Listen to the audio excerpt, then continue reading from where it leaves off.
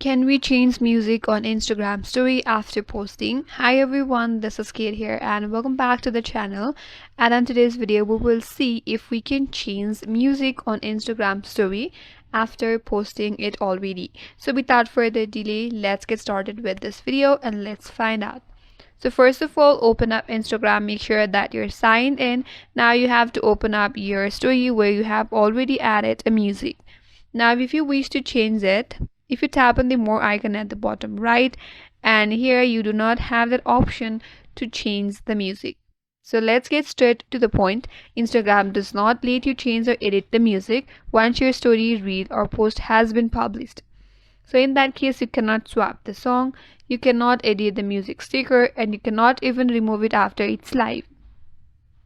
And that's because Instagram locks the music in a place to keep the post consistent for the viewers, just like how you cannot change the photo or video after posting it.